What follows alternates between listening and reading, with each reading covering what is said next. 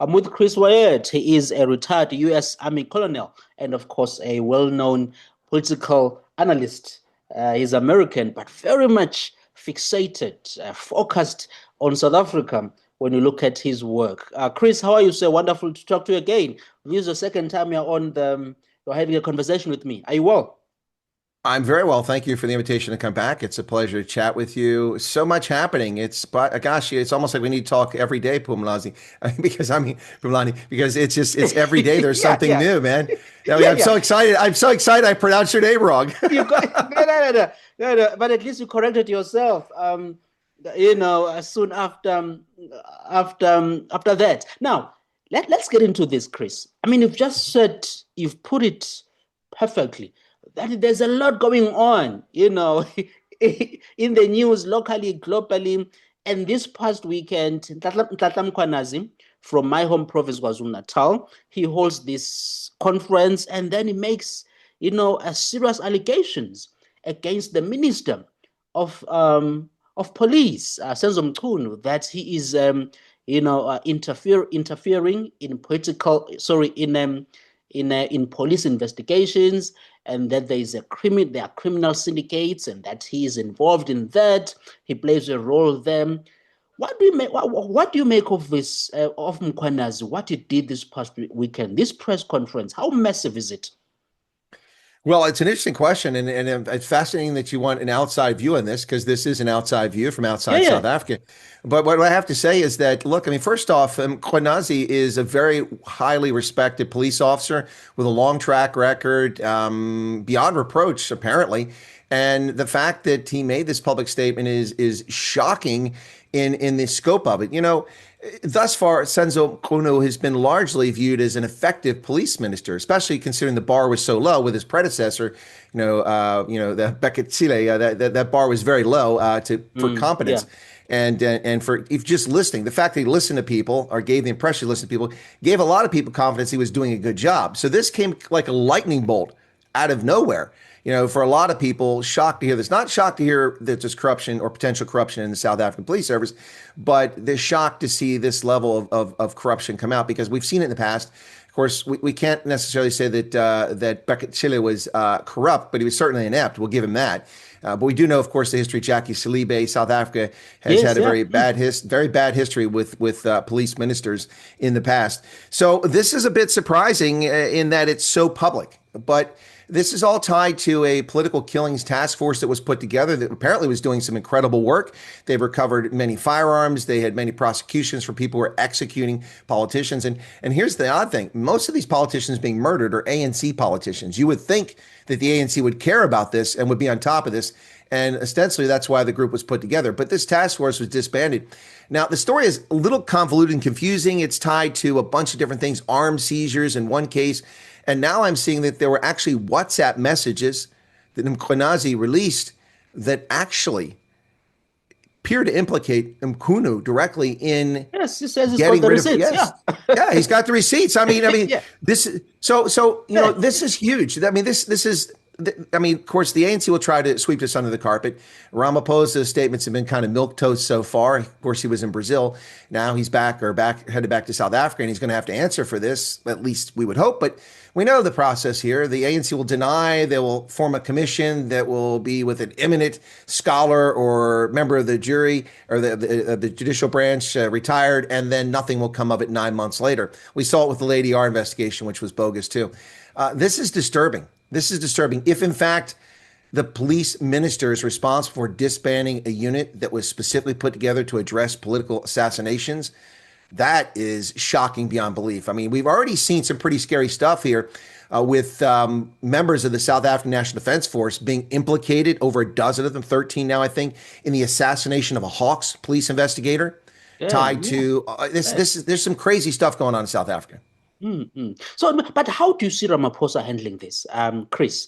I mean, having listened to your work, that you do your analysis, I've sensed that you don't think he's a strong leader, Ramaphosa. But here we are now. Here we have this issue that has just emerged. We saw how we dealt with Andrew Whitfield of the DA recently, kicked him out. for not when he had not basically we are told because he didn't there was no permission for him to travel overseas, and that's why he was booted out of his job or his cabinet post. How do, is he going to do something serious here? How do you see him handling this, Ramaphosa? Well, I seriously doubt anything of any consequence will happen here. Let me just give you a track record. Yeah. First off, Dr. Zweli Mkhize was the Minister of Health. The Hawks investigated him. They found prima facie evidence that he was involved in corruption tied to the Digital Vibes case. And the only thing that came about from that is he resigned as Minister of Health. He still sits in Parliament. He's still high on the ANC list. There's no sanctions, no criminal investigation, no criminal charges. We know that. And I saw him on TV, Yeah, Chris, and yeah, and the title was ANC NEC member, ANC yeah, National Executive Committee member. So he still exactly. has Not, and not only is he still in Parliament, but he's on the major decision-making body for the political yes, party. So there have been no consequences for him whatsoever. There should have been criminal charges. Let's talk about Ace Magashule. For years, the Vreda dairy farm scandal, the asbestos tender, nothing ever came of that. He sat in office forever. That was no consequence for him. Zandile, what's her in Itaquini? I'm drawing a blank on her name right now. Yeah, Yeah, Zandile, Gumede. yeah, yeah. She's got 168 corruption charges against her that have been hanging around for 8 years, and we're still waiting for the case to be resolved. She was clandestinely or surreptitiously inserted into the KZN provincial legislature by the ANC after she had to resign as mayor so she could get a salary. I mean, this is how corrupt this party is. There'll be no consequences. We can go on. Let's just start with the president. Pala Pala. Yeah, I mean, I don't want to hear about the president. Yeah. Well, these are just allegations. The evidence is prima facie. It's there. So in the case of Pala Pala, here's the situation. The ANC did a parliamentary investigation, and the ANC decided that he didn't violate any parliamentary ethics. I disagree, but I'll accept that because I don't really care. I don't care about what Parliament does to him because all they can do is censor him or kick him out of Parliament. What I care about is criminal charges. If I took $580,000 in a suitcase into South Africa on a private plane and I was caught, I would be in jail for violating immigration, for violating customs, for violating duty. You can't bring that kind of money. You were limited in how much money you can bring into South Africa. You have to declare it. It wasn't declared. Then the money was stuffed into furniture. Why was that money stuffed in furniture at a game ranch? And oh, by the way, the whole fairy tale story that a Sudanese businessman came there and bought these prize cattle, well, they're still there. The cattle have never left South Africa. And he's not paying a fee to maintain them. It's all nonsense. So my point here is that there'll be nothing that comes from this. They'll find a way to sweep it under the carpet. Mchunu might have to step aside, but I doubt it. I seriously doubt it. And as far as the case of Andrew Whitfield went to the States 4 months ago. And after he did that trip 4 months later, he was sacked. And the excuse was because he was unauthorized to go to America. Yeah. But we had, of course, Mapisa Nakula, who is the defense minister, basically stole public resources using his South African Air Force aircraft to take a team of private citizens from the ANC to fly to Zimbabwe unauthorized in 2020. Yeah, not only was she not fired, she wasn't fired. She wasn't fired. Not only was she not fired, all she got was a letter of reprimand and a fine. Andrew Whitfield simply doesn't get permission after his request was ignored. And we have Alvin Boats saying that, well, my request was answered. Yeah, the next day. It was intentional. But the point here is that Whitfield was fired 4 months later, and only days after it emerged that Paul Mashatile family is involved potentially in a corruption with the National Lottery, and that Andrew Whitfield was looking into it. Isn't that funny? So I don't think anything's going to happen to Mchunu of any, unless he's caught red-handed. But I mean, look what it took. Jackie Saliba was committing crimes for years getting away with it. And he had to be caught red-handed by Interpol before he was finally prosecuted. So it looks like my guess is that, I think you are kind of saying the same thing, is that he may be removed, Senzo Mchunu, from the position of the national, police minister, but he will be moved into one of the normal or the senior, positions the ANC, or a member of NEC or something. He will still be part of the, part of the organization. Is that what you are saying? Well, I don't even know that he's going to be removed, but it might come to the point because these are very, very serious allegations. And if Mkhwanazi has the receipts, which he claims he has, I mean, I don't know what can happen here. And this can't be a situation in Zimbabwe where a politician or public figure suddenly has a traffic accident when they become inconvenient. I mean, it's just too public. So Mkhwanazi hopefully will be okay.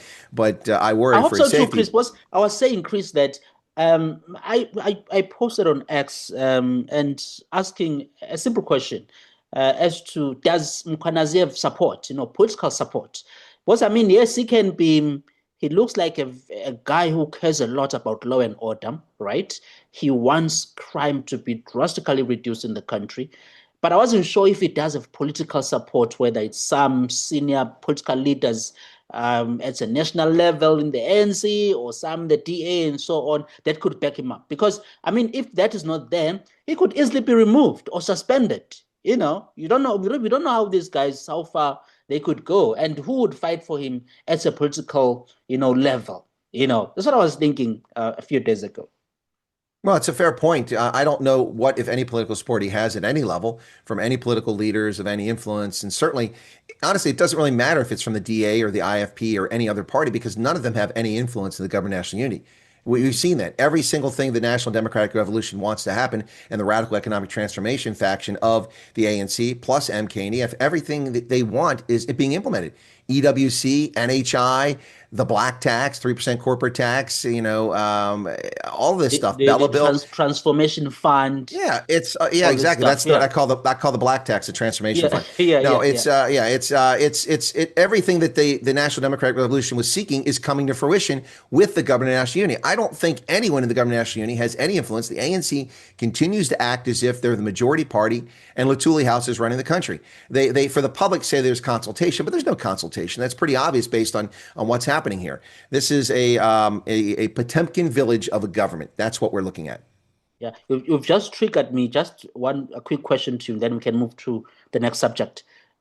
What did you think of the DA's decision to remain part of the GNU after what happened to Andrew Whitfield? Well, I think that Minister Steenhuisen's intemperate ultimatum was a own goal that was foolhardy. I mean, think Yeah, about it. You go to your boss and say, "If you don't do this, I'm going to do this." I've never seen anyone in a job that sent an ultimatum to their boss that fared very well. And in reality, John Steenhuisen is in a very difficult position because he's not relinquished leadership of the Democratic Alliance. He is answering to two bosses. He's answering to the president of the republic, because that's a cabinet member. You have to answer to him and fulfill his policy. And he's answering to his constituents and voters that voted for his party. And you can't do both because they're diametrically opposed on a number of issues. So I watched the press conference live and my jaw just fell to the floor. I mean, this mm, was a nothing burger. They're leaving the national dialogue. Woo, big whoop. I'm not advocating they leave the government of national unity, but I mean, the whole thing was foolish. It was. And here's the problem I have with this, Phumlani, is that if the DA is so hell bent on a moral standard and upholding what's right, moral and just, why didn't they take this position when the government was formed and members of the cabinet were announced last year? These corruption accused ministers were announced last year. None of them are new that I can yeah, recall. yeah. I All mean, of them, they yeah. were they I were mean, so made. there's no, Yeah, right. They only complain after Andrew Whitfield is sacked. And oh, by the way, they're not standing up for Whitfield to get his job back. They've sent him back to the Eastern Cape. They're not trying to get his job back. So he's yes, I another heard that. sacrificial Yeah, lamb. I didn't He's get a him his job. sacrificial lamb. So these it's like watching Bafana play a game. All the goals they score are in their own net. Yeah, yeah, yeah, yeah. I know, fascinating times. And what do you think, John? And then briefly again, Chris, do you think John is the right leader at this point for the DA? Is he a strong leader? Is he the right person to lead the DA now? Please give me a quick answer on that. Wow, you really put me out there on a limb. I've been accused by many people of being a DA hater, which isn't the case. I just hold them to a standard that they claim that they want to stand up to. Mm, There's been a lot of discussion. I don't think that it's possible for John Steenhuisen to be the leader of the DA and a minister in the cabinet. I just don't think mm. that's possible. Of course, Velancosi Chlabisa from the Kabisa, IFP yeah. is also in that position, but it doesn't seem to be affecting his role. We Mm, saw that Peter Groenewald also was in that position, and while it wasn't affecting his role for both roles, he saw the pressures and decided to not run for re-election to be the leader of the Freedom Front Plus and remains the correctional minister, and he seems to be doing a lot of work there. And meanwhile, we saw that Corne Mulder stepped into that role. So I think the Freedom Front Plus is stronger as a consequence of that. The IFP, I don't think it has an impact, but the DA has been the main bulwark in opposition for a couple of decades. And you can't come into a government and lead that party effectively and be a minister answering to the president. We saw it when they came to the States And we saw John Steenhuisen carry the water for Ramaphosa's government as it thoroughly embarrassed itself in front of the world in the Oval Office. Very embarrassing watching Cyril Ramaphosa try to lecture President Trump, interrupt him, and lecture him in the Oval Office. It was so sad to see. Yeah, no, it was, it was. Now, Chris, let's move to your native country, the US of A. Elon Musk is forming the America Party. Fallout between him and the president. It took only about 4 or 5 months for the relationship to collapse. I think many of us we foresaw it coming, you know. Um, but can he's been successful in business, right? He has done excellent work. Can he succeed in politics? Elon Musk. Well, it begs the question. I think it's a fair question if you ask. And I think the biggest challenge for Elon Musk is his quirkiness and his inability to stick with things. Now, that may sound ironic because he has stuck with things. SpaceX was a vision he came up with over 25, almost 30 years ago when he was a young man. And it's come to fruition and been incredible. And he's stuck with Tesla, although he seems to have lost interest in of late. But when it comes to politics and it comes to public issues, he seems to, shiny toy, shiny toy, shiny toy. What's the exciting thing now? And lose interest in it. I don't know if he has the patience and the wherewithal to stick with a party and keep it going. We've seen so many of these third parties come along. It's a misnomer that America is a two-party system. It's not.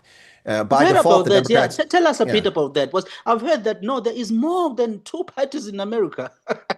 Oh, there It's not there are only many two, parties. it's There are way many more. parties in America. Yeah. And if you look at the presidential race, the difference between Trump and Kamala Harris, the number of votes that went to third party candidates exceeds the difference between those two. It was 2.8 million votes was the difference that all went to third party candidates. But the Mm, United States has long had a history of third parties. They haven't been successful. President mm, Washington warned us about the hazards of political parties, having seen what happened in England, in the United Kingdom. He said political parties are a threat to democracy, and he was right because they become entrenched and they act in self-interest and they pervert governance for themselves. Look at the ANC creating huge metropolitans, absorbing and swamping smaller towns, eliminating their mayors and their councils so that in the big population centers, they control everything. And we see that in America, same sort of thing. So he warned us about political parties, but we've had a long history. I mean, we had the Bull Moose Party under Teddy Roosevelt, didn't go anywhere. George Wallace had the American Independent Party so that he could run as a candidate in 1968. He's the last presidential candidate that actually got electoral votes in our first past the post to get the electoral votes.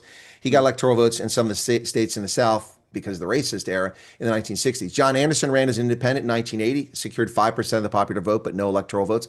Ross Perot ran in 1992 and was in the lead until he pulled out of the race foolishly, then re-entered the race and then got 19% of the popular vote, but zero electoral votes. Ralph Nader has run several times as a candidate. And then we've also have the Green Party. We have the Constitution Party, a bunch of minor parties. But the bottom line is that they've long been there, but none have ever had the traction. The Reform Party came along. That was another party that disappeared. And that's all in my lifetime, the Reform Party. So the problem with this is that at the presidential level, it's very difficult to gain that traction. But you can start a party at a lower level and win in the state house in one of the states, win seats, or you could run for Congress. And that's what Musk says he wants to do. He wants to make the America Party a party that focuses on 2 or 3 Senate seats, which is a yeah. huge challenge, Mm, and 8 to 10 House seats. Now, that's achievable. Bear in mind, there's 435 House seats in the House of Representatives all over the country. And the average district is about 750,000 people. So the voters, you're talking about 400,000 people that vote on average. So you just have to win about 200,000 or so votes to win a seat in Congress in many places. And while a lot of incumbents are entrenched, it's difficult to unseat them. There are plenty of competitive races where the seats get flipped and go back and forth. If Musk could get 5 or 10 seats in the House for an America Party and they were solid, you would essentially create the parliamentary system in effect that South Africa and the UK have and Germany has, where a small minor third party could be the kingmaker, like we saw in Port Elizabeth when we had the government under Athol Trollop yeah, yeah. with the Mm, EFF. You could mm, have a kingmaker that demands things and gets what they want. But I suspect that the collusion between what I've been calling for years, and now Elon Musk has latched onto it, the uniparty, the basic no difference between Republicans and Democrats. They spew lots of things, but at the end of the day, they all spend like drunken sailors. They all increase the size of government. They all keep creating laws to take away our liberty. They're the same in many respects. They just have some slight differences, although people don't see it because they're hoodwinked. But yeah. the uniparty, I think in the end, the uniparty Yeah. will coalesce and go against this middle block. So I could see a situation where in the Senate, Musk's party gets 2 or 3 seats and they think they're the kingmaker, but then a few Republicans cross the aisle to join the Democrats to vote for what the Democrats want, to get a few pork pieces in legislation. And the same, Republicans control it. A few Democrats come over so they keep this third party out and they'll ace them out. And then people lose interest in it. I think that's the future of this party.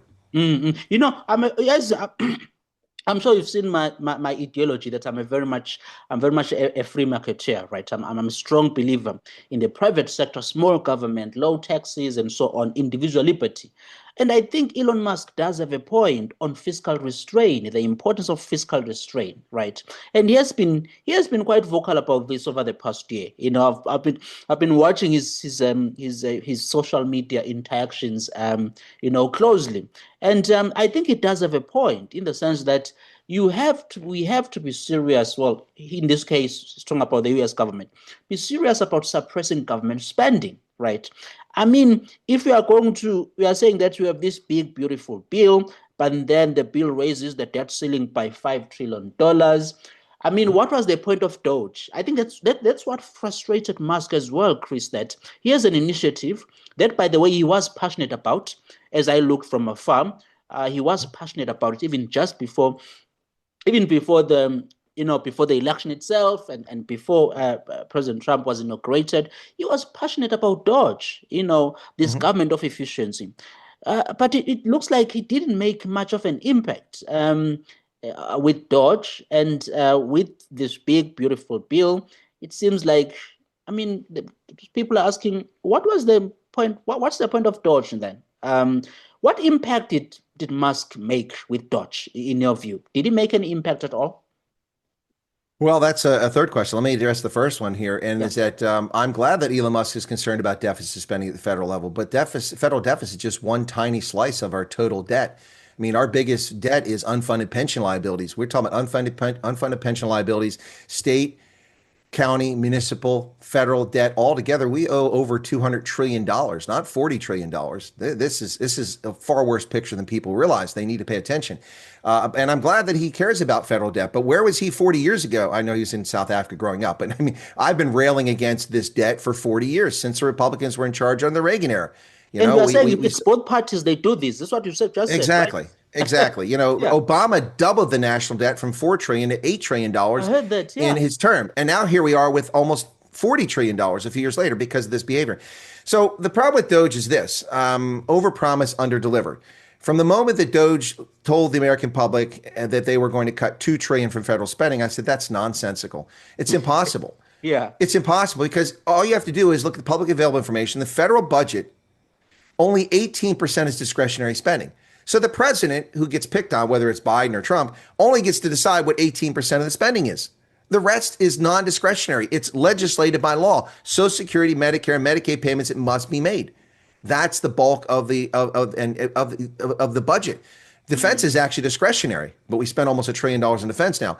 So you're not going to cut $2 trillion of spending out of the budget when you can't touch the things that are mandated by law. You must change the laws. So if you cut $2 trillion of spending, which they claim they were going to do, then you basically take the executive branch and reduce it from 2.6 trillion to $600 billion. You Yeah. can't function. That's only two-thirds of the defense budget. What about the Coast Guard? What about Federal Aviation Administration? What about the Centers for Disease Control, the executive? I mean, it's ludicrous. It was never going to happen. I've said this, but unfortunately, I don't have the reach of Elon Musk or Tucker Carlson or Joe Rogan. And so people were hoodwinked. They're suckers and fools and fell for it. It's like the whole nonsense. Well, under Clinton, America had a balanced budget. No, we didn't. That's a fairy tale. Under Clinton, we stole $368 billion of Social Security revenue that came in that year and put it in the general treasury, which they do every year, and then claim we had a $168 billion surplus. Now, let me ask you, if you take money from your savings account and put it in your checking account to pay your bills and then claim you got extra money, did you gain any money? No, that's just nonsense. And that's the same thing that's happening here. Doge underperformed. Look, they found a lot of fraud, waste, and abuse. And they're bound to. There's plenty of fraud, waste, and abuse, but they only came up with about 200 billion in cuts. And oh, by the way, they didn't make any of those cuts. People, the Democrats, losing their mind for political purposes. Oh, they've cut this. They didn't cut anything. They made recommendations. They had no authority to cut things. It's mandated by law. The budget is a law. You can't simply take money away. That's why they went after Trump in the first time he was president, because he was taking Department of Defense money and using it to build the border wall. And they said he can't do that. He can't use defense construction money to build a wall. Well, in fact, under the law, he can. So my point here is that there are things you can't do. It's like the refugee program. With these refugees coming to America from South Africa, Trump froze the funding. There was no money. And people like, not enough people are coming over. It's too slow. Well, that's because there's no money until the next fiscal year. Now we have a big, beautiful bill, a new budget, and we'll have it. Look, I mean, I'm not thrilled with the 5 trillion extension in the deficit, but I'm excited about the one thing that most Americans, most people around the world aren't talking about. For the first time in decades, America has a budget and we'll start it on time for the fiscal. Do you know we work under continuing resolutions every year for decades now? How embarrassing that is, the country. Liberia can pass their national budget within 2 weeks of the fiscal year, and we never do. We actually have a budget now. That's exciting. Very, very interesting. Chris, I have said, and I'm sure my followers will, some may have seen my comments on X regarding Doge. I had hoped that Doge should be a template, Chris, for developing nations around the world, I mean, for governments around the world, especially in Africa, Chris, where we have serious fiscal issues here, the amount of debt, the amount of government spending. You are familiar with South Africa. You do see how our politicians continuously spend and spend and spend even the money we don't have, right? So I was hoping that the Doge thing would inspire, other governments around the world. So briefly, what would be your solution to the debt situation? What would you do if you were president to address the concerns that you have? Because we are saying we're also concerned with the debt ceiling, the national debt of the US. How would you address it, briefly? Well, I would plan on being a one-term president because my actions would make me highly unpopular. And I would start with slicing the defense budget, which is going to shock people as a retired colonel. Somebody spent 36 years in the Army. $1 trillion is excessive. We don't need that much for a military that accomplishes its mission. I think there's a lot of fraud, waste, and abuse that takes place there, and also unnecessary expenditure. I would cut that by fully a third to start with. That's 300 billion right off the gate. And then I would, unfortunately, and this would affect me because I probably wouldn't get what I paid into for 45 years, but we were going to have to means test Social Security and find a way to eventually liquidate that program and get rid of it over the next 50 years. It has to go away. This flirtation with socialism has put America in a precarious fiscal situation where we spend so much money. And you know what? We raised so much money from Social Security taxation, and then we wasted it on programs. We gave it to places, and we wasted, a huge conflict that went on for 20 years. In many respects, some of that was unnecessary, some of it was necessary. But the amount of money that has been taken for Social Security is embarrassing. The so-called lockbox, the trust fund, there's no such thing. What they've done since the 1980s, when Reagan doubled the rate of taxation, most people don't realize that. In the 1980s, our Social Security tax was doubled from like 3.25% to 6.25% for the contributor, plus your employer has to pay that. As a self-employed person, I pay 18% of my income for Social Security, which I've never seen a penny of, and Medicare and Medicaid, which I don't benefit from, to pay for other people's health care. That's what I do. 18% of my money goes every paycheck, in addition to 28% to the federal government for income tax and 3% to the state of Pennsylvania. And that's before I buy any petrol and pay petrol tax, and before I buy anything at the store. It's insane how much money has been stolen from Social Security.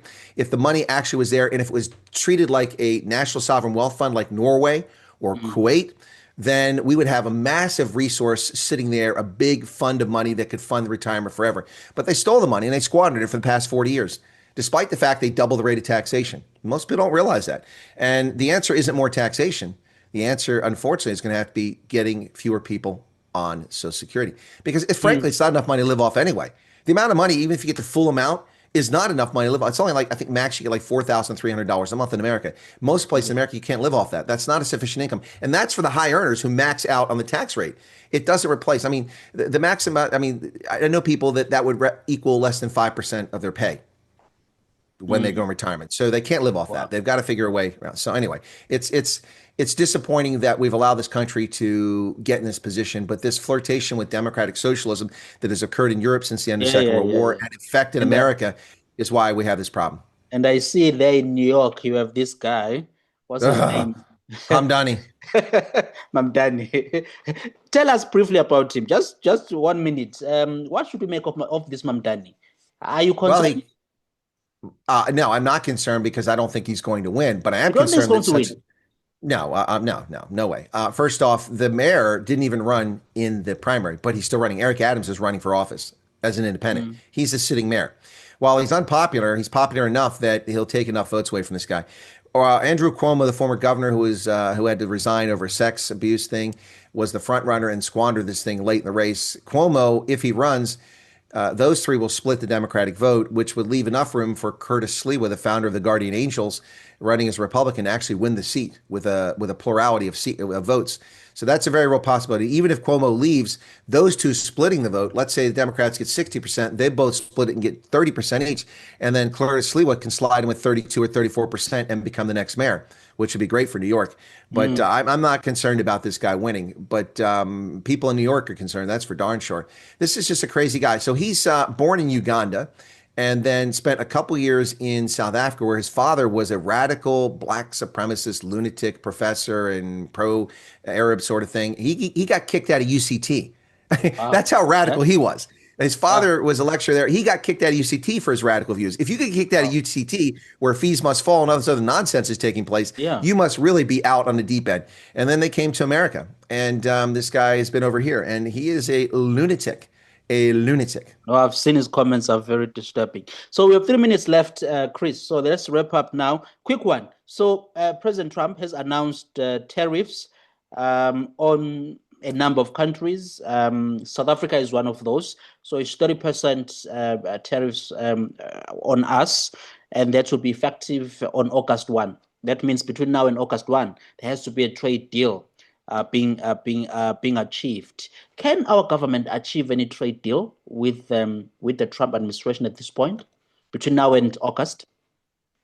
I would have to say the odds are slim and none. First off, Japan, which is one of our closest trading partners, has been negotiating since hours after Trump announced this in April, May, June, July, Wow. Mm, and they didn't reach a deal. They had a deal, but they didn't quite close it, and now they have a 25% tariff. South Korea is one of our top trading partners. They've got a 25% tariff. They've been negotiating since hours afterwards. South Africa never made any genuine effort, despite the lies of South African politicians and the government and the media covering for them. The only genuine effort they made is they came here with President Ramaphosa's delegation. The night before they met with Trump, their trade representatives spoke to our trade representatives, and then they had that disaster, that debacle in the Oval Office. Then the next time they really gauged in any substantive way was at the U.S. Africa Business Summit, where 14 African heads of state went to Luanda last week, but mm, no senior representative from the South African government. No Paul Mashatile, no Cyril Ramaphosa, no Ronnie Lamola as the foreign minister, no Parks Tau as the trade minister. Nobody. They sent a deputy minister there, and then they begged for an extension. That's not negotiating. That's nonsense. mm. So they've made no genuine effort. I seriously doubt that between today, the 8th of July, and the 31st of July, we're going to reach a point where they have an agreement because they've made no genuine effort. And the countries have made an effort. Look how hard it was to get the UK agreement. That took almost 3 months before we had a UK agreement. And these are close trading partners, not countries that have pissed off Trump. And the Yeah. ANC has pissed off Trump. And he's really made Democrats angry. I think a lot of South Africans come here and they discover the Democrats are angry at them too, because of the actions contrary to U.S. national interests. And so I think South Africa is not only going to see this 30% tariff go into effect on 1 August, but likely an additional 10%. Because when the BRICS made an insulting and threatening statement against the United States on Sunday, Trump responded and said any country that supports BRICS policies will get an additional 10%. Yeah. So I think you might be seeing a 40% tariff on August 1st. And I doubt it's going to go away anytime soon. This will be devastating South Africa's automotive industry and its agricultural sector. And it's sad to see. Yeah, very sad to see. Chris, wonderful to talk to you, sir. Thank you so much for being back on the show. Great conversation as always. Chris Wyatt, he's a retired US Army Colonel and, of course, a political analyst who watches South Africa very closely. Chris, we'll talk again soon, sir. Thank you so much. My pleasure, Calabo. Wonderful. It's Phumlani Josie. Remember to subscribe to this show. We'll chat soon.